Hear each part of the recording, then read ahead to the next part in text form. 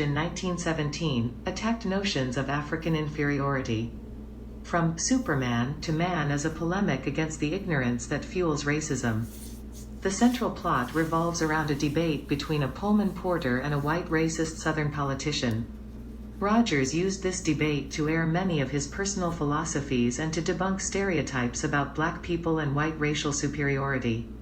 The porter's arguments and theories are pulled from a plethora of sources, classical and contemporary, and run the gamut from history and anthropology to biology.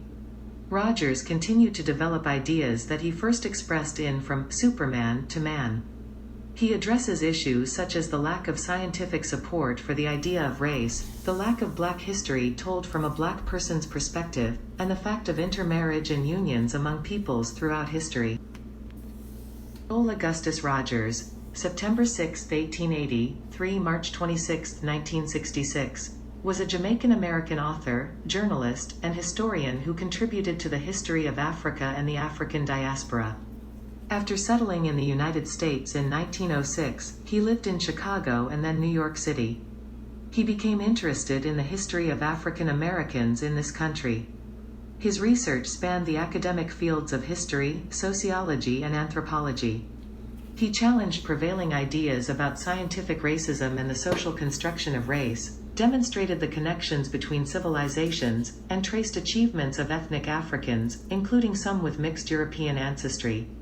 He was one of the earliest popularizers of African and African American history in the 20th century. Rogers died on March 26, 1966 in New York City. He was survived by his wife, Helga M. Rogers. Rogers' work was concerned with the Great Black Man theory of history. This theory presented history, specifically black history, as a mural of achievements by prominent black people. He devoted a significant amount of his professional life to unearthing facts about people of African ancestry, intending these findings to be a refutation of contemporary racist beliefs about the inferiority of blacks. Books such as 100 Amazing Facts About the Negro, Sex and Race, and World's Great Men of Color described remarkable black people throughout the ages and cited significant achievements of black people. He asserted that several historical figures previously classified or assumed to be white, European, including Aesop, Cleopatra, and Hannibal, were black. This was decades before research by later Afrocentric historians. Presidents. Black Blood, White Masks USA, 1993. Rogers was self-financed, self-educated, and self-published. Some critics have focused on his lack of a formal education as a hindrance to producing scholarly work. Others suggested the fact that he was self-taught liberated him from many academic and methodological restrictions. As an autodidact, Rogers followed his research into various disciplines that more formally educated scholars may have been loath to attempt. His works are complete with detailed references.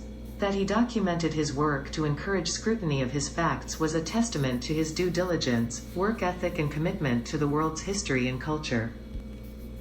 Rogers commented on the partial black ancestry of some prominent Europeans, including Alexander Pushkin and Alexander Dumas, per. Similarly, Rogers claimed that several portraits of Charlotte of Mecklenburg-Strelitz, a direct ancestor of the British royal family, depicting her with broad nostrils and heavy lips, indicated a Negroid strain. Rogers' theories about race, sex, and color can be found in his books Nature Knows No Color Line, World's Great Men of Color. His pamphlet 5 Negro Presidents provided what he said was evidence that some 19th and 20th century presidents of the United States had partially African ancestry. His research in this book inspired Osset Bakufu's book 6 Black Presidents, Black Blood, White Masks USA, 1993. We are at the most dangerous moment in the development of humanity. The rise of artificial intelligence is likely to extend job destruction deep into the middle classes, with only the most caring, creative, or supervisory roles remaining. Stephen Hawking. In addition to the two historians, Joel A. Rogers and Dr. Leroy Vaughn, who wrote widely known and recognized books on the history of our presidents and their black heritage, there are many magazines and newspaper articles written around the same topic. There are plenty of articles opposing the idea that a president of the United States during that time would have an association with a black. During the earlier years, during the time these presidents served the American people, there was a closeness in the South, between blacks and whites, and it wouldn't be a surprising issue to find out that one or more of our presidents had black in their heritage. It's Chapter 5 WHO were the first inhabitants of India? A CCORDING to the distinguished authority, Giuffrida Ruggeri, the earliest East Indians were the Negritos. In his first outlines of a systematic anthropology of Asia, he names them as the first. The next, he says, were the pre-Dravidians, another Negro type of taller build, and then the Dravidian, who was a mixture of Negro and Aryan, with at times a Mongolian strain. Thousands of years before the Christian era, when these Negroes, or Dacius, as they are known in the sacred writings, were still the masters of India, the Aryas, or Aryans, a white or nearly white people, swarmed down on them from the north, probably through Afghanistan. The Rig Veda, most ancient of the sacred hymns of India, tells of the fierce struggles between these whites and blacks for the mastery of India. It sings of stormy Aryan deities who rush furiously in battle against the Indra pro-black foe.